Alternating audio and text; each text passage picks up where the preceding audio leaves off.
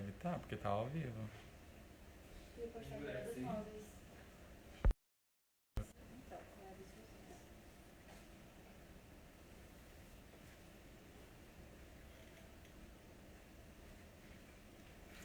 Nossa, reiniciou, amigo.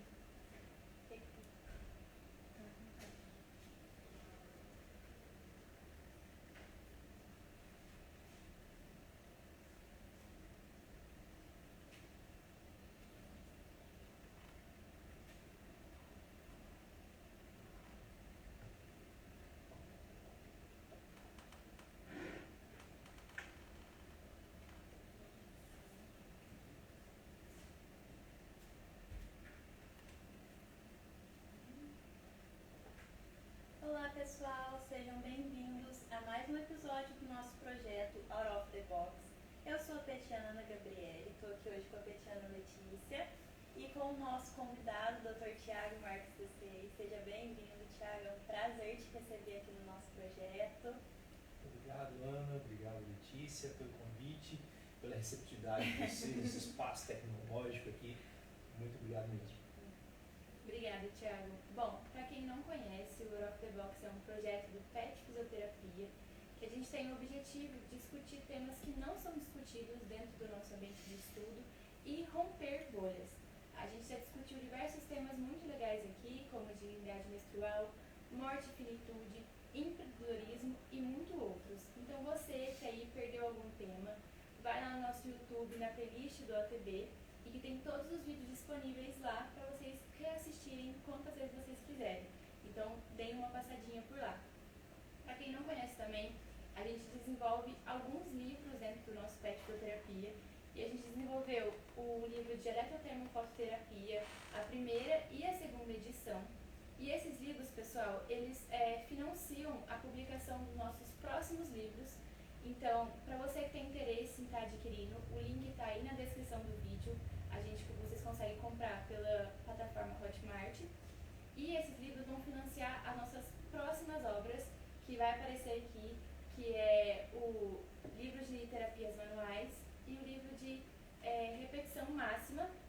Então, para quem tem interesse, os nossos futuros livros que serão lançados, apareceu aí manual fotográfico de avaliação e treino de repetição máxima e o livro de terapias manuais, que são nossas próximas obras.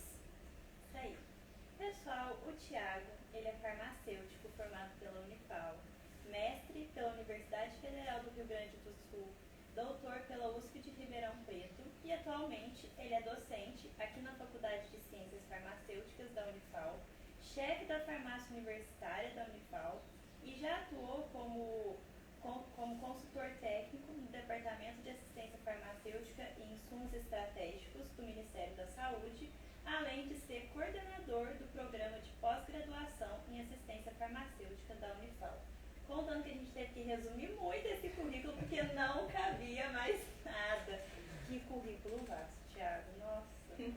É um imenso prazer nosso ter você aqui hoje, repartindo um pouquinho do seu conhecimento, que a gente sabe que é enorme. Então, assim, sejam muito bem-vindos. Obrigado mesmo. O currículo aí, na verdade, são coisas que a gente vai somando ao longo da vida, né? Vai tentando uma coisa aqui, fazendo outra ali, mas sempre com bastante empenho, com bastante vontade, e as coisas vão acontecendo.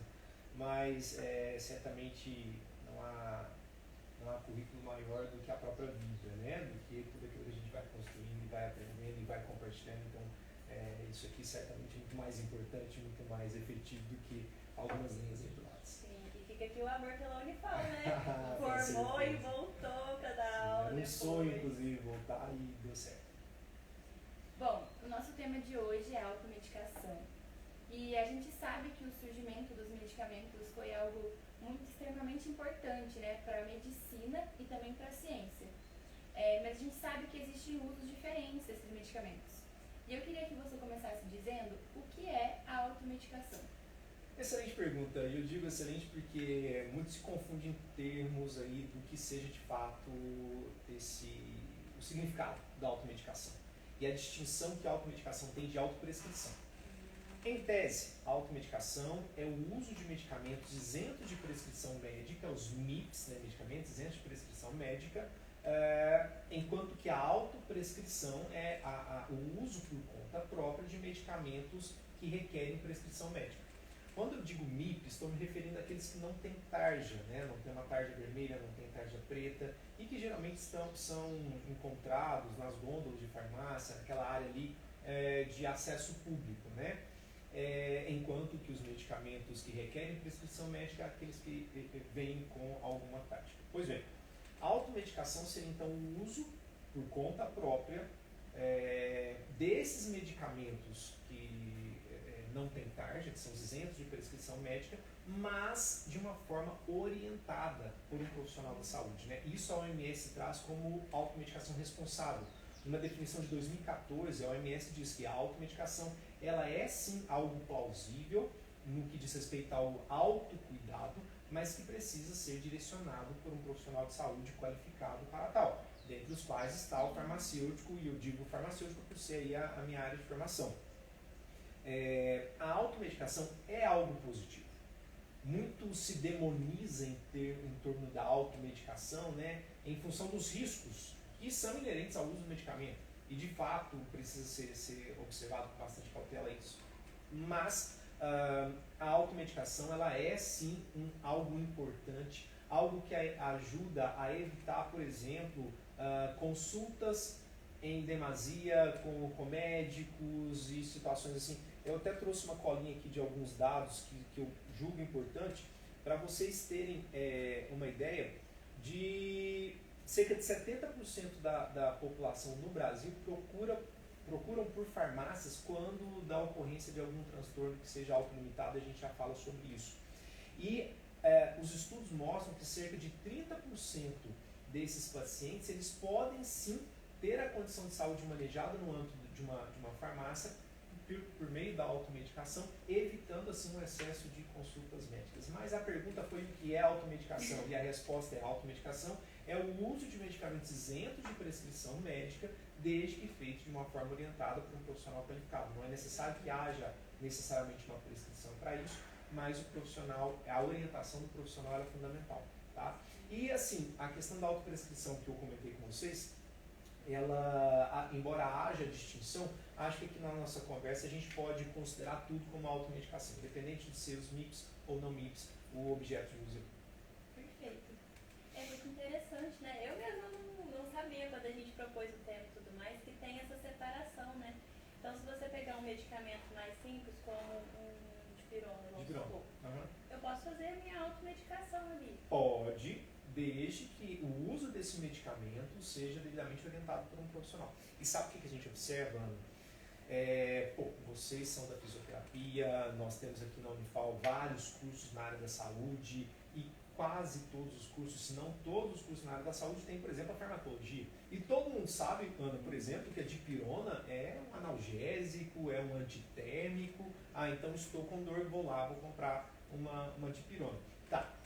Essa identificação farmacológica é muito comum a todos na área da saúde. Entretanto, não basta conhecer a farmacologia do fármaco, né, do medicamento, para saber se aquele é o medicamento mais indicado para a condição de saúde. Então, há outros conhecimentos envolvidos que precisam ser explorados antes da decisão pelo uso da dipirona ou de outro, porque não basta, como eu disse, saber se o medicamento ele é um analgésico ou não. Eu preciso primeiro entender o problema de saúde, entender o paciente, olhando ele de uma forma holística, para saber se aquela dipirona realmente é um medicamento indicado para aquela condição de saúde apresentada, e se, considerando todo o contexto do paciente, de outros medicamentos que ele usa, do histórico clínico que ele tem, a dipirona pode ser de fato uma opção terapêutica. Aí é que está o grande problema da automedicação, porque as pessoas pensam: estou com dor, preciso de analgésico, né?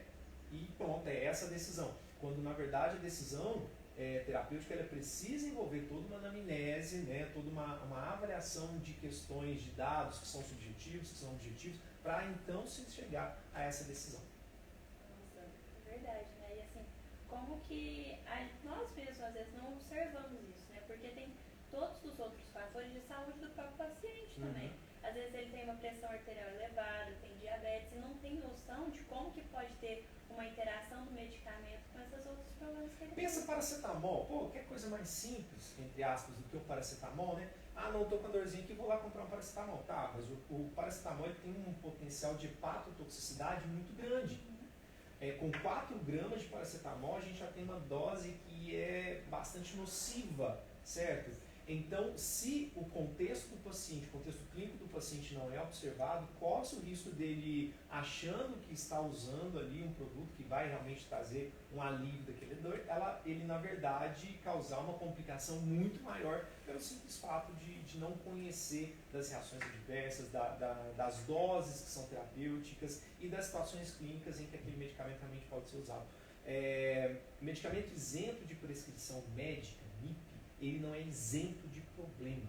Qualquer medicamento tem potencial para causar efeitos adversos e isso precisa ser muito bem avaliado pelo profissional que vai orientar a automedicação para que ela de fato seja efetiva, seja segura no manejo daquela condição apresentada pelo Com paciente. certeza. E a gente vê muito que as pessoas assim, elas acreditam que os medicamentos só trazem efeitos positivos, que eles não podem trazer riscos, né? Isso até entra uma pergunta que eu ia te fazer. Quais são os riscos e entra muito no que você estava falando. Todo medicamento pode trazer um lado tanto positivo como negativo. E eu acho que as pessoas ainda não têm essa cultura de conseguir enxergar isso, né? Sim, isso é verdade. Até mesmo porque por uma questão cultural, né? É só um chazinho, é só um remedinho, um analgésicozinho, quando na verdade por trás daquilo há um potencial para agravamento de condições de saúde. Ô, Thiago, falando de definições, né, o que diferenciaria, né, a automedicação do uso indiscriminado de medicamentos? Na verdade, são 2 fenômenos que às vezes caminham lado a lado. A automedicação, como expliquei, o uso de medicamentos, desde que orientado por um profissional, o uso de medicamentos sem que haja antes uma prescrição, enquanto que o uso indiscriminado é o uso de uma forma inadequada, seja por usar um medicamento que não é o melhor para aquele paciente, ou numa quantidade, numa dose, numa concentração que não seja mais adequada para o paciente, o uso indiscriminado vai caminhar nesse sentido, em termos de definições. Mas o que acontece? As pessoas, às vezes, por esse equívoco de pensar que não, é só um analgésicozinho, né, elas se automedicam de uma forma indiscriminada, inadequada dentro daquilo que seria o protocolo de uso do medicamento. Então, são 2 termos distintos, que não há muita ciência por trás, né, muita definição, conceito elaborado, mas 2 fenômenos que, na verdade, infelizmente, caminham lado a lado no Brasil e em outros países do mundo também. E como eu estava falando para você, né, eu acredito assim muito que nessa cultura, que ela é muito difundida, que os medicamentos são como se fosse uma mercadoria comum, e que a farmácia é como se fosse o mercado, que eu posso ir ali e posso comprar, como se fosse comprar um feijão, um arroz. Então você acha que essa ampliação no mercado, né, eu até trouxe um dado aqui, que segundo o Conselho Federal de Farmácia, existem em média 89 mil farmácias registradas no Brasil, isso em 2020. E o país está entre os 10 mais comuns, né, que mais consomem medicamentos no mundo. Então dá pra gente ter uma noção que esse mercado é bem difundido aqui no nosso país. E você acredita que esse mercado tão amplo, né, atrelado ao capitalismo e essa busca por fazer vários lucros, contribui para que os índices de automedicação estejam tão altos? Infelizmente, sim. Usando a minha colinha aqui, no ano de 2018, os medicamentos isentos de prescrição médica, eles movimentaram no Brasil 7,5 bilhões de reais, um aumento de cerca de 15% àquela época. Os MIP em 2018 já representavam 31% do mercado farmacêutico brasileiro. Estamos falando de um período antes da pandemia, porque com a pandemia houve uma procura intensificada dos medicamentos nas farmácias para tratar aqueles sintomas advindos da Covid e, infelizmente, nesse ponto eu preciso fazer aí um meia-culpa da nossa classe. Infelizmente, os farmacêuticos eles não se posicionaram de uma forma adequada para aquele momento, né? De fato orientar, você está levando ivermectina, mas espera aí, você vai usar para quê? Mas não existe evidência científica para isso, o que é que está acontecendo? E a partir então dessa entrevista clínica, chegar a outras opções terapêuticas que fossem mais efetivas e que tivessem sustentação científica para aquela tomada de decisões, sabe? Sei que tudo isso atrelado à propaganda em torno do medicamento, a essa questão cultural de achar que porque o medicamento não tem tarja, ele é completamente seguro, tudo isso tem feito sim cada vez mais aumentar a busca por medicamentos em farmácias em automedicação. E eu não sei se vocês sabem, mas o farmacêutico antigamente ele era muito valorizado. Se vocês pensarem nas novelas de época da Globo, e quem for meu aluno estiver assistindo, vai falar o professor contando aquela mesma história de novo. Mas ela é muito útil para a gente entender as fases pelas quais a profissão farmacêutica passou. Havia uma época inicial aí, que a gente chama de fase tradicional da farmácia, em que as farmácias, então conhecidas como boticas, elas eram a principal representação de saúde dos pequenos aglomerados urbanos que então existiam, né? E o boticário farmacêutico, esse embrião de farmacêutico, ele era um profissional valorizado, porque não tinha médico, não tinha hospital, não tinha clínicas como tem hoje, né? Então as pessoas iam até o boticário, que era a representação máxima de saúde. Todo mundo sabia o papel do boticário, a importância do boticário, reconhecia a importância dele. Mas depois, com a ascensão da indústria farmacêutica, principalmente ali entre a Primeira e a Segunda Guerra Mundial, mais ainda na época da Guerra Fria, em que houve um investimento muito grande na indústria bélica e na indústria farmacêutica, o medicamento passou a ser produzido de forma industrializada. Os farmacêuticos poucos que existiam migraram da botica para as indústrias. E as farmácias ficaram na mão de pessoas que estavam interessadas apenas no lucro em torno da venda do medicamento. E as pessoas passaram a associar a figura daquela pessoa que está atrás do balcão de jaleco branco a um farmacêutico, quando na verdade às vezes nem formação superior essas pessoas tinham, né? E essas pessoas interessadas em exclusivamente no lucro começaram com aquela prática da empurroterapia, e as pessoas foram achando que não é só um medicamentozinho, né? E aquele prestígio clínico que então se tinha foi perdido. O Santos e colaboradores chamam isso de desprofissionalização farmacêutica. Hoje a gente tenta resgatar aquela atuação de antigamente, né, da fase tradicional, busca resgatar aquele papel, aquela importância, aquela função social que o boticário tinha, promovendo de fato o uso racional dos medicamentos, sejam de medicamentos prescritos ou não prescritos, seja na automedicação ou não. E nesse novo papel que se busca resgatar agora, nessa fase de cuidado em que a profissão está, a gente tem tentado mudar a atuação do farmacêutico, qualificar mais o seu processo de trabalho para que ele consiga realmente evitar que a influência cultural, que a influência da propaganda sobre o medicamento, que a influência das questões mercadológicas que ficaram tão fortes durante esse período, né, de desprofissionalização, tentando diminuir a influência que o capitalismo teve sobre o uso do medicamento, convertendo ele, convertendo essa ideia que se tem do medicamento como um produto apenas, para uma ideia do medicamento enquanto insumo em saúde, né? Tirar ali essa visão do medicamento de um simples bem de consumo para um insumo em saúde. Passa em frente a uma farmácia, de pirona R$1, passa em frente a outra, de pirona 80 centavos, passa em frente a outra, e de pirona 50 centavos. Nossa, vou comprar. Mas peraí, você está precisando de um analgésico no plano de tempo? Não, mas vai que eu preciso. Eu faço isso. Como não ter na minha bolsa uma dipirona, né? E tá vendo, olha só a questão comercial envolvida, o medicamento sendo visto como um insumo em saúde. Sim, e a gente queria até completar essa pergunta, né? Falando justamente dessa influência das propagandas de televisão, da internet, das redes sociais, em difundir isso mesmo, fazer a propaganda. Você tá igual, às vezes você tá lá no Instagram, aí passa uma propaganda de um medicamento qualquer, entendeu? Porque tudo isso vai banalizando, igual você falou, Thiago, vai trazendo o medicamento para essa coisa do comércio, de é só mais um produto que está sendo comercializado ali, né? Qual que é a influência, né, dos meios digitais nisso? E você vê muito assim as pessoas na internet postarem, acabei de tomar um remédio para tal coisa. As blogueiras têm muito esse papel. Você vê difundindo assim que hoje é usado como se fosse qualquer coisa. Então as pessoas indicam uma para outra, eu tomei isso, toma você também. Sem ter nenhuma experiência naquilo, sem ter estudado, sem ser um profissional que possa fazer isso, né? Só trazendo alguns dados para ilustrar isso que você está falando, 80% da população brasileira pratica automedicação. Não a automedicação responsável, aquela automedicação enquanto decisão própria de chegar na farmácia e pegar o medicamento qualquer, passar no caixa e pagar. 80% essa população, a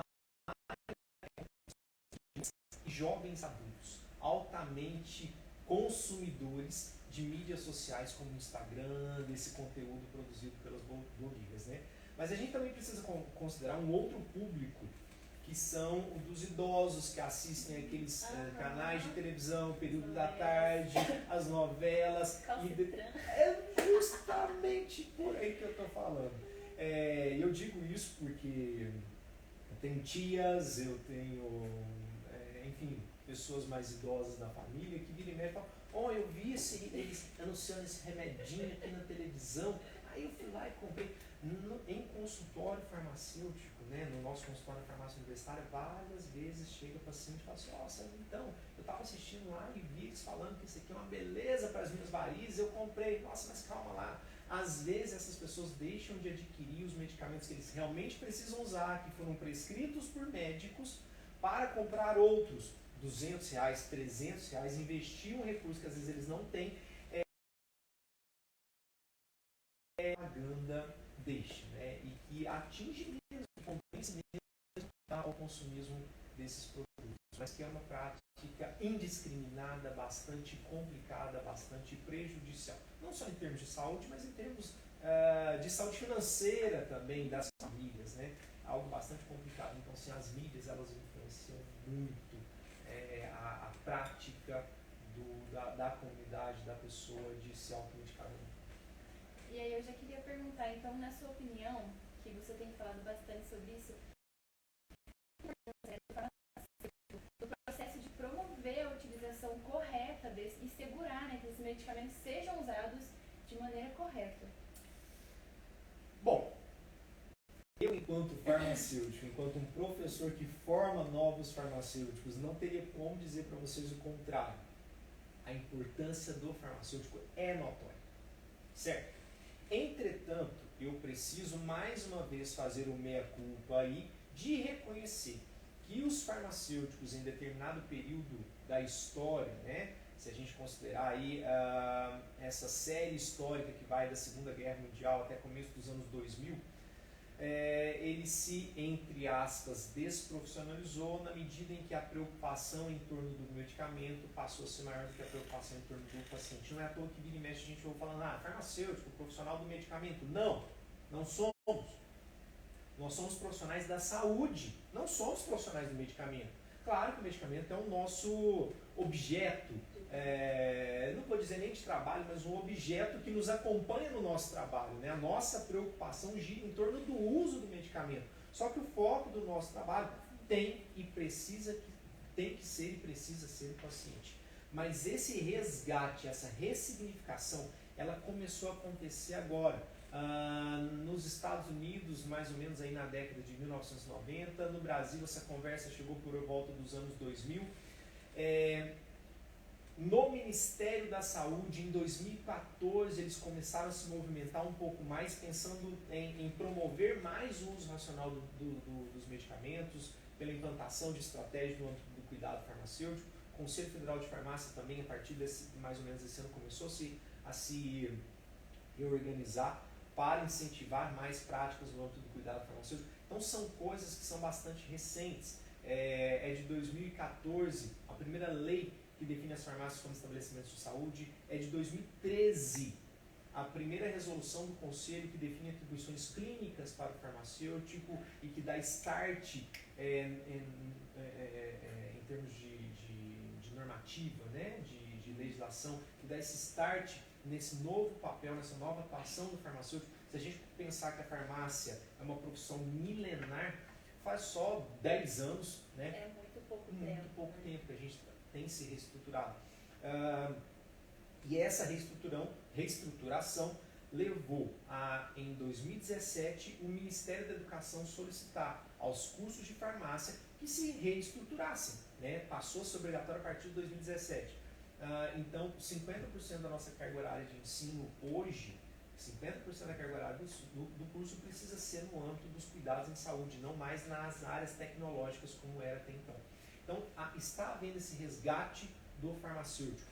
E esse resgate deverá, acredito eu, gerar uma mudança cultural de entendimento da comunidade sobre o papel do farmacêutico, que sim é muito importante. Muito importante no sentido de avaliar a necessidade do medicamento, se aquele medicamento realmente é necessário para tratar aquela condição de saúde, de analisar a efetividade do tratamento, afinal de contas não basta usar, você precisa saber se o medicamento realmente está fazendo efeito, se está atingindo metas terapêuticas, avaliar a segurança do tratamento, porque não basta usar o medicamento certo na dose correta, se o medicamento está causando um efeito indesejado à saúde do paciente, e de avaliar também a condição de adesão do paciente ao tratamento medicamentoso, né?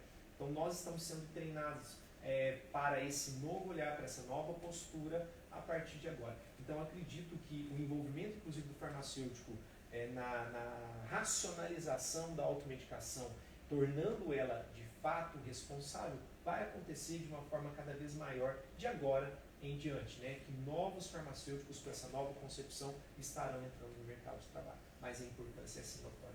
É algo muito recente, né? Mas também tem bastante trabalho para frente para vocês estarem trabalhando, incentivando cada vez mais. Com toda certeza.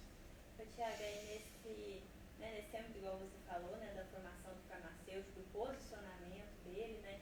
Como que vocês têm trabalhado isso, né, na farmácia universitária para orientar os pacientes, né? Se você puder contar um pouquinho para a gente como que acontece esse processo. A primeira coisa que a gente tem feito é ressignificar os serviços clínicos, apresentar e ressignificar os serviços clínicos para os estudantes. Porque vejam bem, o estudante que chega até a farmácia universitária, ele vai ali para, por exemplo, aprender a dispensação de medicamentos, aprender a como conduzir uma consulta clínica, não só aprender, mas para vivenciar tudo isso, considerando que ele já passou em sala de aula, teve alguma teoria, ele chega ali e ele vai então fazer a dispensação, ou então vai orientar o paciente em relação à automedicação, sendo que na verdade ele está reproduzindo um modelo que ele não conhece. É muito mais fácil, talvez, imagino eu, ensinar um médico a ser médico, porque a gente desde que nasce vai ao médico e sabe o que é o processo de trabalho de um médico. Às vezes, imagino eu, seja muito mais fácil ensinar o fisioterapeuta a ser fisioterapeuta, porque você passa ao longo da sua vida por consultas com fisioterapeutas, você vê o que o fisioterapeuta faz e você vai então reproduzir aqueles modelos. O farmacêutico que às vezes chega na farmácia comunitária, o estudante de farmácia que às vezes chega na farmácia comunitária hoje, ele é incentivado a fazer alguma coisa, fazer um serviço clínico, que às vezes ele não conhece, porque ele passou a vida inteira indo na farmácia e vendo a farmácia funcionar como um mero entreposto comercial. Vai lá, pede medicamento, pronto, pegou. Aquele esquema meio fast food, né? Pegou, pagou, beleza, tipo drive-thru. Né? E essa não é mais a concepção que se reza para as farmácias. Né? Então, o que a gente tem feito hoje na farmácia universitária, no curso de farmácia de uma forma geral, é, na teoria, explicar bem, mostrar, ensinar a parte teórica, depois fazer o mostrar como, que a gente diz, né? Mostrar como o serviço tem que ser realizado, explicar a prática, fazer a prática simulada dentro da sala de aula, para que aí então o estudante tenha condição de ir para o campo de estágio e reproduzir aquilo que ele aprendeu na teoria e na prática simulada. Isso é pirâmide de Miller. A formação clínica ela precisa envolver esses 4 estágios, né? De teoria, de observação da prática, de prática simulada, para então chegar nesse último estágio que é a vivência de fato, onde estão os estágios, né? E infelizmente, sem essa nova formação, o estagiário às vezes chega para o estágio sem antes ter passado pela formação teórica, pelo conhecimento de fato. Então, o que a gente tem feito hoje é trabalhar mais a teoria, ressignificar o processo, treinar de forma simulada a prática para que ele tenha condições de, quando vai para o campo de estágio, oferecer uma coisa diferenciada. E para que quando ele chegar no mercado de trabalho, ele tenha condições de ser um agente dessa mudança. Né? Porque ele vai encontrar um mercado que tem uma demanda por clínica, mas que não sabe que tem essa demanda. Né? Então ele precisa ali dentro promover essa mudança, o que é um desafio. É um trabalho muito desafiador dentro da farmácia universitária vocês fazerem isso, né? E eu queria aproveitar que você entrou na farmácia universitária e você explicasse um pouco para as pessoas que estão assistindo que muitas pessoas não têm conhecimento que a gente tem uma farmácia universitária aqui em Alfenas, aqui na Universidade Federal, e que elas podem ir lá, como que funciona, você podia falar pra gente assim, né, fazendo um adendo só, que eu sei que a gente está falando sobre automedicação, mas acho que seja importante a gente trazer um pouquinho da farmácia universitária. Até agradeço muito por esse espaço, que a gente tem precisado mesmo de um espaço para essa divulgação. Farmácias universitárias são obrigatórias aos cursos de farmácia. Isso aí foi definido também em 2017 nessas novas diretrizes curriculares que foram estabelecidas para os cursos de farmácia. Mas a farmácia universitária, ela tem sido um grande problema, uma grande dificuldade na maioria dos cursos de farmácia, porque não é fácil nem sustentável se manter toda uma estrutura que uma farmácia universitária requer. Nós, entretanto, temos conseguido manter a nossa. Nossa farmácia universitária é uma jovenzinha de 43 anos, se não me estou enganado, e atualmente nós trabalhamos com parcerias. A gente dispensa lá medicamentos do componente básico da assistência farmacêutica, que são os medicamentos encontrados em farmácias básicas, as conhecidas farmácias de postinhos de saúde, né? Nós temos esses medicamentos lá por uma parceria com a Prefeitura de Alfenas. Temos também fitoterápicos, alguns que foram estabelecidos na Relação Municipal de Medicamentos Essenciais. Pois é, que tem mostrado resultados muito efetivos e muito seguros no manejo de algumas condições de saúde, como a ansiedade, a insônia, também para alguns problemas gastrointestinais, né? E aí eu me refiro à espinheira santa, que é um dos fitoterápicos que nós temos. Temos também fitoterápicos para climatério.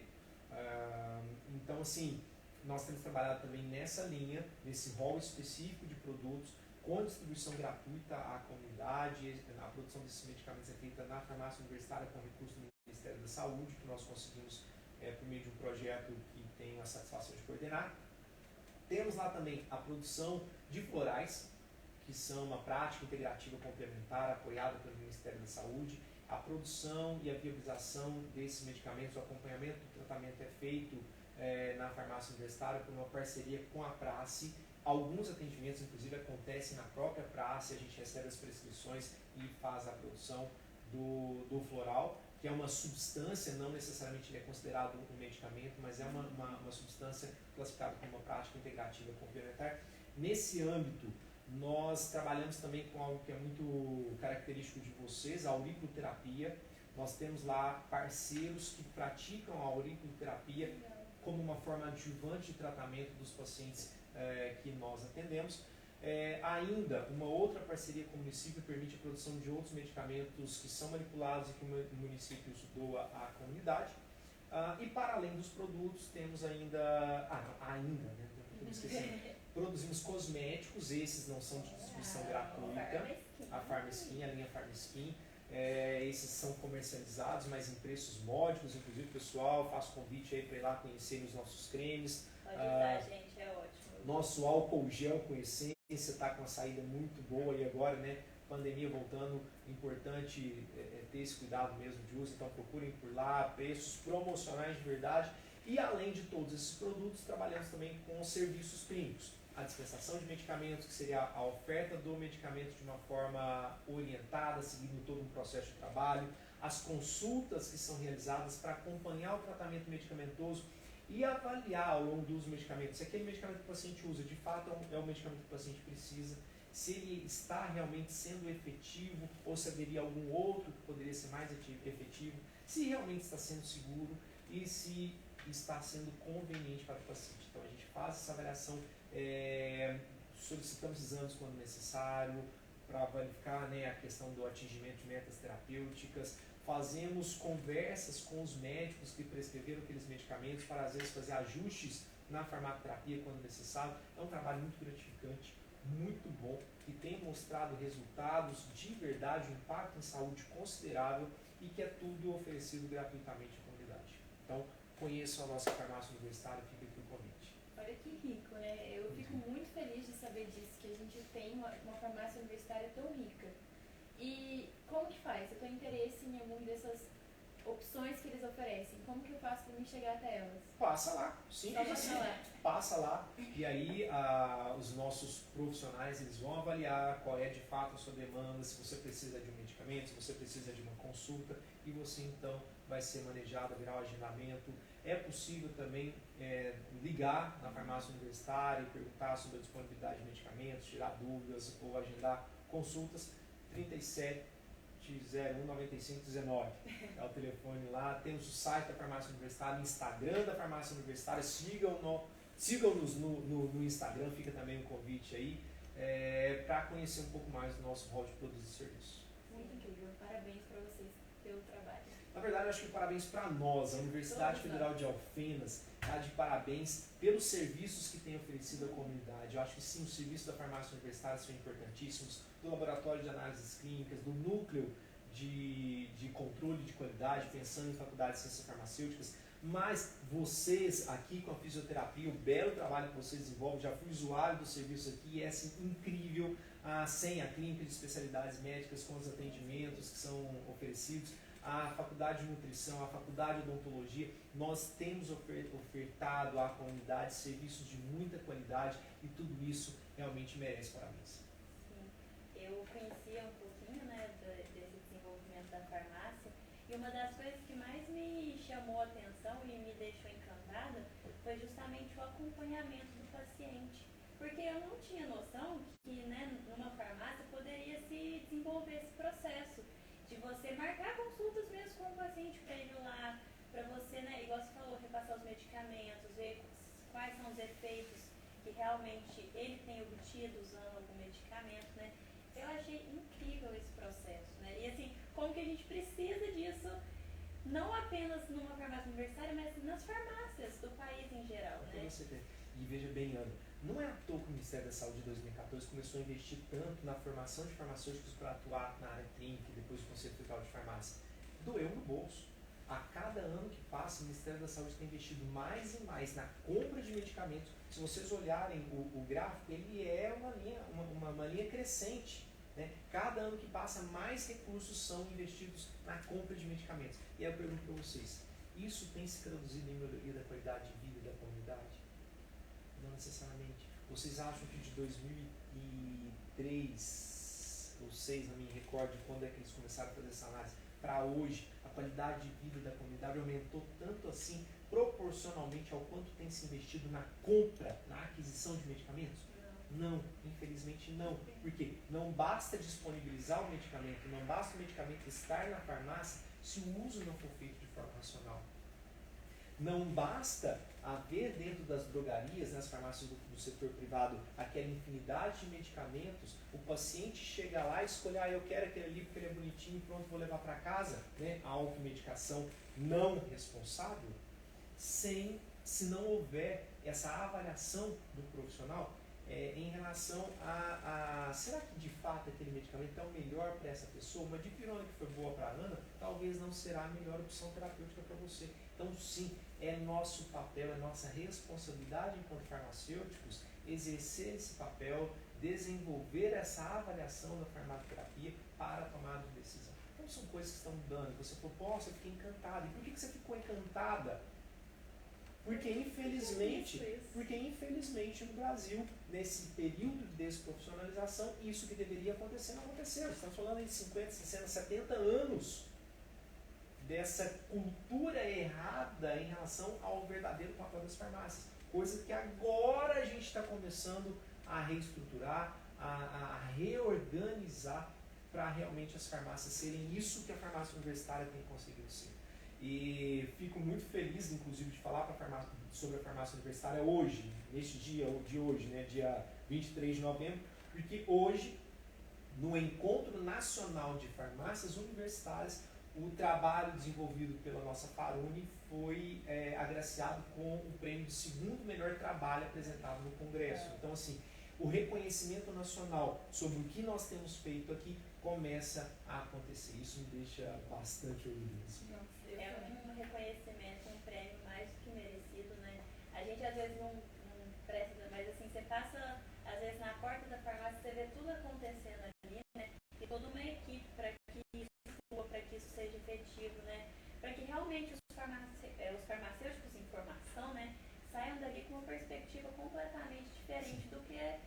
indústria, vamos dizer assim, tenta instigar hoje em dia, né? Ô Ana, e você falou aí sobre que essa mudança tão grande, ela só é possível porque há uma equipe que realmente veste a camisa, sabe? Pessoas que realmente querem mudar esse papel da farmácia, torná-la um estabelecimento de saúde de verdade. E aqui na Faruna a gente só tem conseguido isso porque realmente tem uma equipe envolvida, uma equipe que tem vestido a camisa e fazendo a coisa acontecer. Nós, há cerca de 3 anos, 4 anos, quando eu assumi a gestão, a gente via ali cerca de 10, 15 atendimentos mês.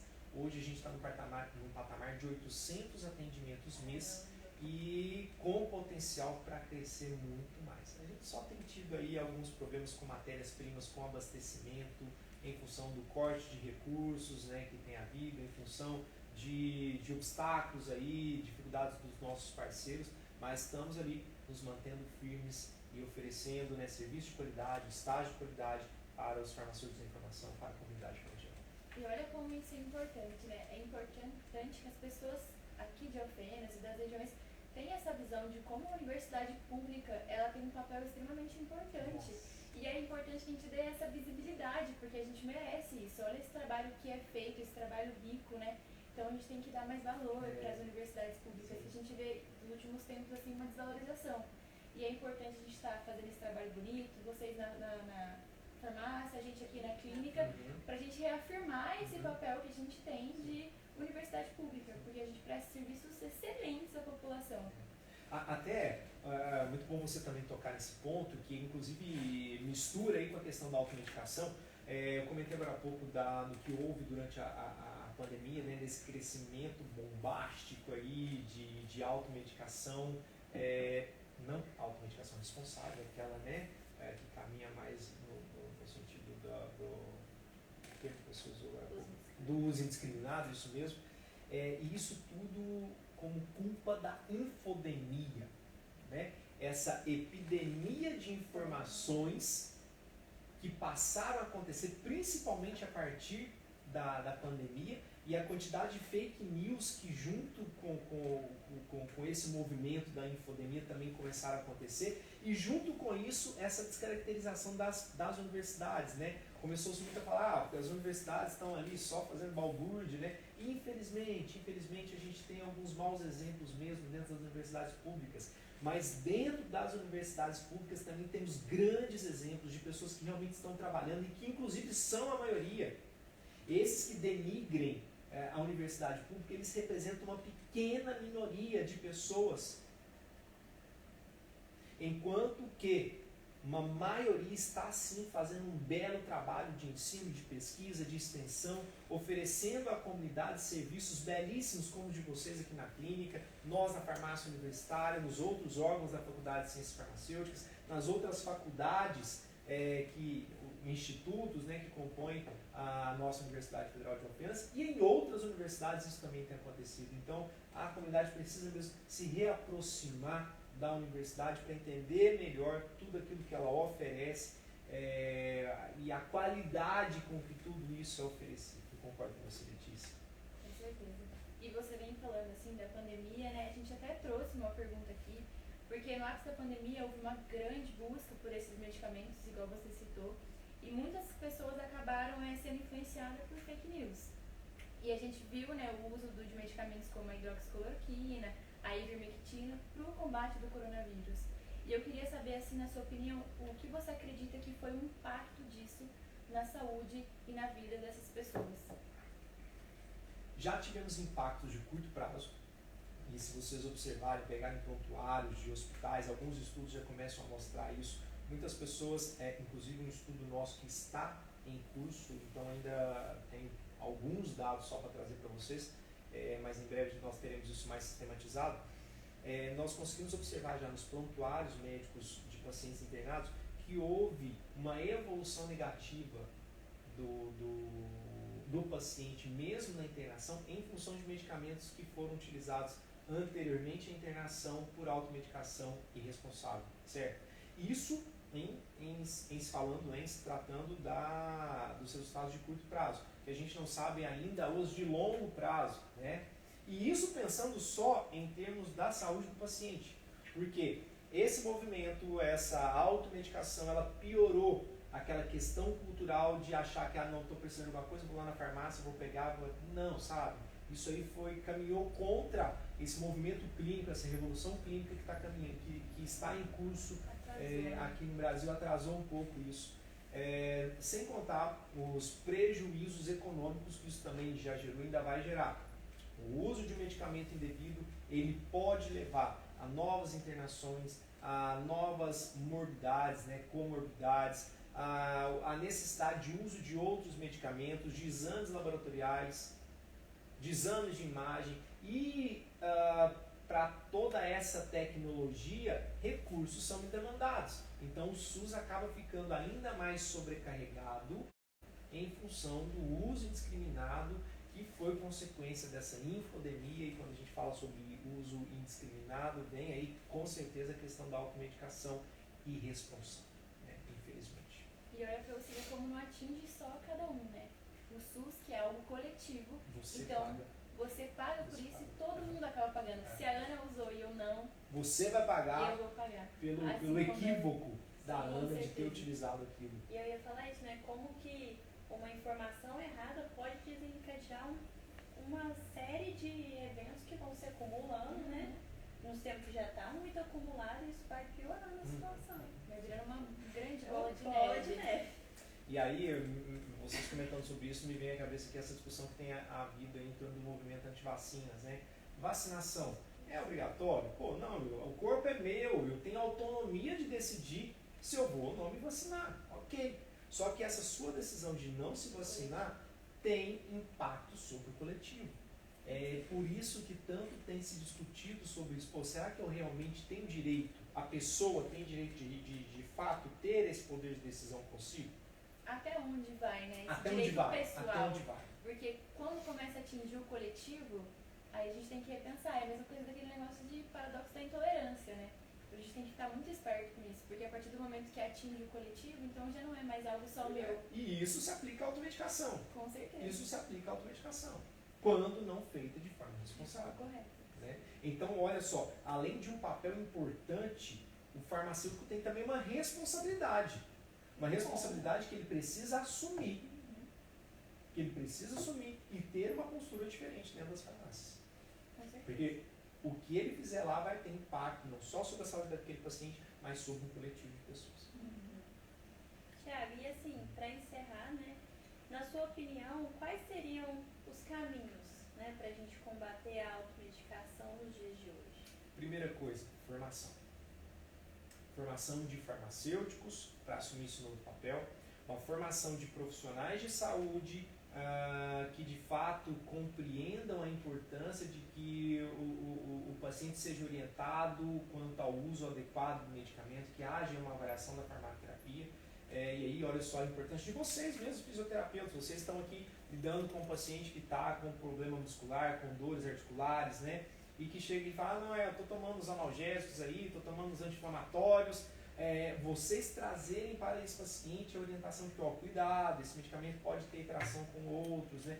Para que tudo isso gere demanda. Demanda de quê? De serviço clínico no âmbito da farmácia.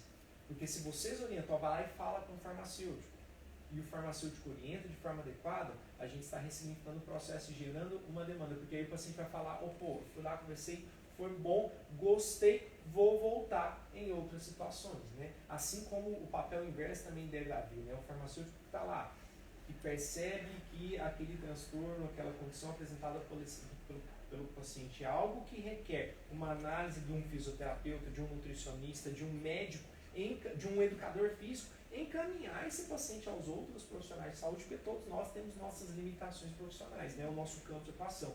Então, acho que esse papel precisa acontecer. Então, a formação de novos farmacêuticos nesse novo conceito e de profissionais de saúde também que caminham nesse sentido. Divulgação, organizar melhor, né, ter políticas mais incisivas em relação à propaganda de medicamentos, eu acho que é fundamental, e tudo isso promoveu uma mudança cultural de entendimento da pessoa, do indivíduo, da família, da comunidade, em relação à importância do medicamento, mas também aos riscos que ele pode causar e a quem pode, de fato, orientá-lo em relação a essas condições. E olha como é importante, né, a postura de todos os profissionais da saúde. A gente falou muito sobre o farmacêutico, mas igual você falou, cabe a gente também, fisioterapeuta, os médicos, os educadores físicos, todo mundo ter essa consciência, né, e tomar muito cuidado com esse assunto. Isso é sair da caixinha, né, Letícia? Sim. Isso é sair da caixinha. Isso é furar bolhas. É furar bolhas, é justamente isso, sabe? É diminuir o ego, é pensar coletivamente, é pensar como equipe de saúde, com certeza. Isso é muito importante. E assim, você atuou como consultor técnico no Departamento de Assistência Farmacêutica, né, e insumos estratégicos do Ministério da Saúde. E na sua perspectiva, você acredita que existe uma falha governamental em relação às medidas para combater as altas taxas de automedicação? Acho que o nosso governo poderia ser, sim, mais incisivo, sabe? Claro que não dá para dizer que todo o Ministério da Saúde está errado ou que toda a estrutura governamental está errada. Há iniciativas muito interessantes, como, por exemplo, a existência do Comitê Nacional pela Promoção do Uso Racional de Medicamentos. Ontem à noite, inclusive, eu estava numa palestra, uma mesa redonda, dentro desse comitê, numa discussão muito interessante sobre manejo de problemas autolimitados, prática, inclusive, da automedicação, a dispensação de medicamentos. Então, iniciativas interessantes existem, sim. A intenção, né, não só a intenção, mas ações de capacitação profissional para atender essa nova demanda, isso é muito bom. Sem contar que há entidades ali que realmente têm feito um papel incrível. Cito aqui a Anvisa. Se tem algo que funciona no Brasil, é a Anvisa.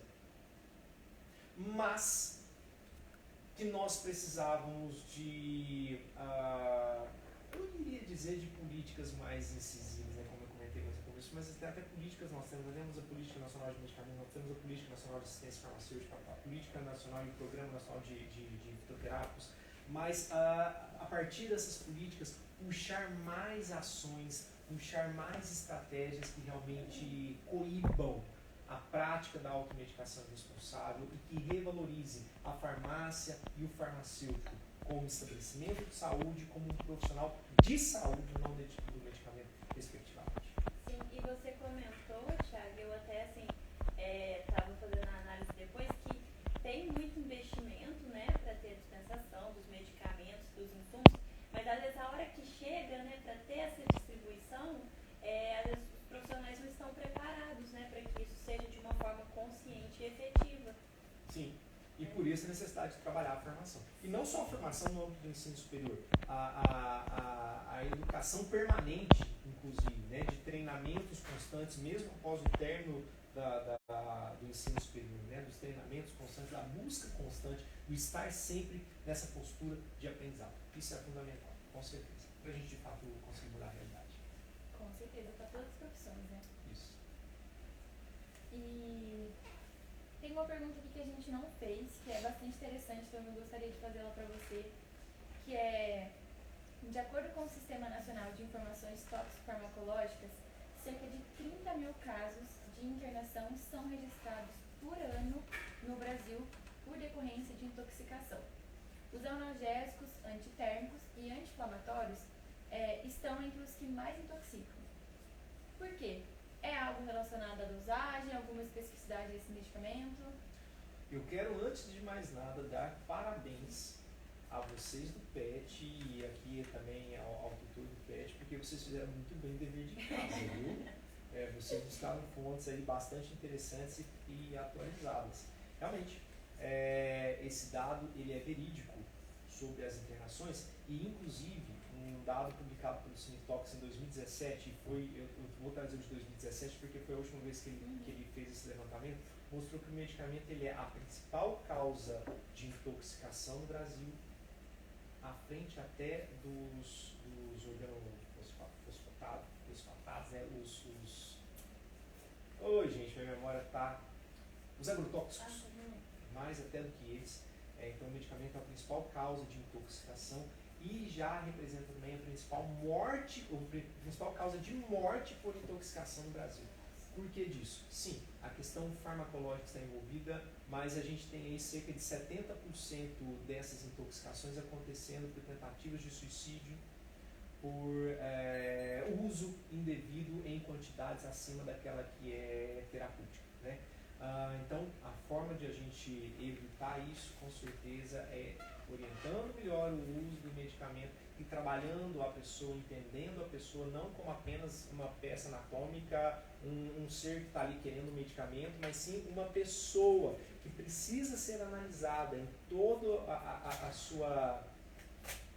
que precisa ser vista de forma holística, né? Considerando aí todos os determinantes sociais, para então entender o papel que o medicamento vai ter nela e assim evitar dados como esses disseminados. Porque a importância de uma avaliação, a importância desse profissional estar tão presente, né? E assim, quer fazer alguma pergunta, amiga? Eu queria fazer uma pergunta relacionada que muitas vezes na farmácia, isso já aconteceu comigo, uma vez fui comprar um medicamento e aí foi prescrito o medicamento que seria o original, né? E aí muitas vezes falam assim, olha, mas tem esse aqui que é o genérico, e ele é, sei lá, metade do preço e tudo mais. Isso tem algum problema? Deve ser avaliado? Isso se chama intercambiabilidade.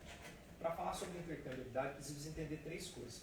Nós temos medicamentos que são de referência, os originais, como você colocou, os medicamentos genéricos e os similares, certo? Essas três classes de medicamentos, elas têm sempre o mesmo fármaco, o mesmo princípio ativo. Então, por exemplo, a gente está falando da dipirona agora há pouco. A dipirona mesmo, ela é um genérico.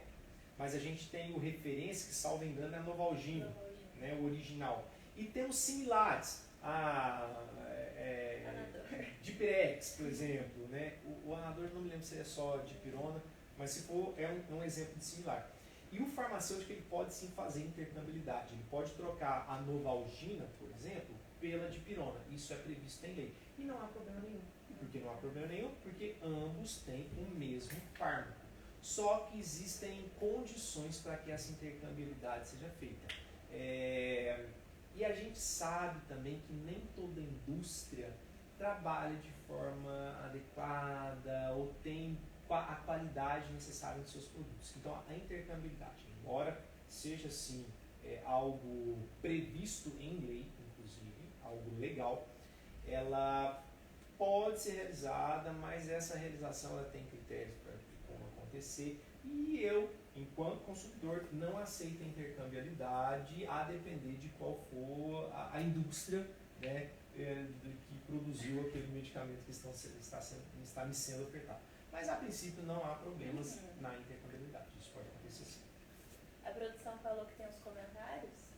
Isso, no nosso Instagram o pessoal está elogiando bem. Só elogios. Só elogia. A Mariana adorou a entrevista, ela achou o assunto muito pertinente, importante. A Júlia, a entrevista é muito enriquecedora, ela está gostando muito. E a gente aqui do Bastidores, Thiago, a gente tem uma dúvida. Na nossa prática clínica, a automedicação é bem recorrente de relatado pelos pacientes. Você teria alguma orientação que a gente poderia dar para eles, Claro. para a farmácia? Claro. Escola? Encaminhe ele para a farmácia. Inclusive, aqui na clínica da fisioterapia, nós tínhamos o professor Ricardo. Eu queria te perguntar isso. Eu tenho aula com o Ricardo, né? Ele comentou que por um período teve uma parte, né, da farmácia universitária com um consultório. Na verdade, nós tínhamos um consultório farmacêutico. Assim como temos a farmácia universitária, a gente tinha um consultório farmacêutico Temos aqui. datas para retornar esse consultório? Então, aí com o professor Ricardo, vocês podem ver lá melhor. Eu sei que atualmente ele tem atendido na farmácia universitária, mas aí foi por conta da pandemia, né, em função de algumas questões aí. Eu não sei se há previsão de retorno com os atendimentos aqui na clínica, mas eu sei que essa prática da automedicação é muito comum mesmo entre os pacientes que procuram pelo atendimento na fisioterapia. E a minha sugestão para vocês é encaminhem para o farmacêutico para a gente fazer essa avaliação de farmacoterapia, porque a gente estuda para isso. Assim como nós lá, quando percebemos alguma coisa, temos encaminhado para vocês, vira e mexe em contato com a professora Josi. Ô, professora,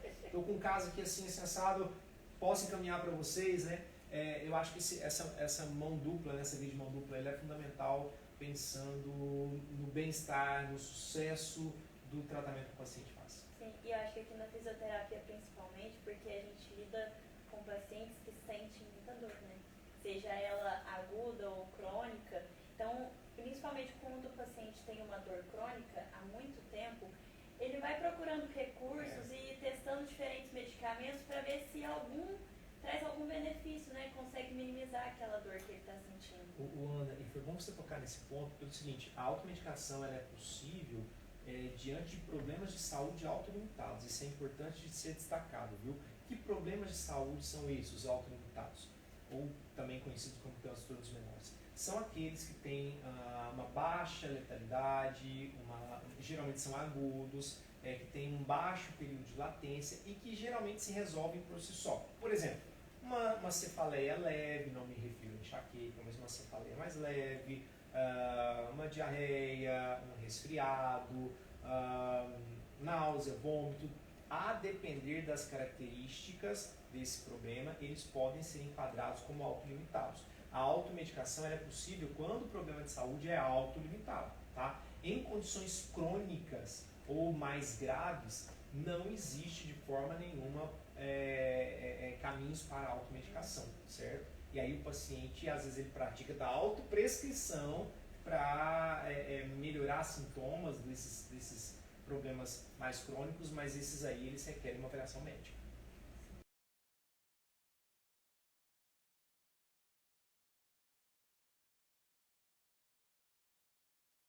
Presença vai estar disponível no nosso Instagram, tá bom? Para quem está assistindo a live, quem vai assistir depois também. Acho que as nossas dúvidas acabaram. Sim, a gente poderia passar horas aqui conversando, né? Mas nossa, o Thiago também tem muita coisa pra Mas a gente queria agradecer em nome do PET Fisioterapia, Thiago, por você ter feito parte do nosso projeto, né? Eu acredito que a cada episódio que passa a gente tem se desconstruído, né?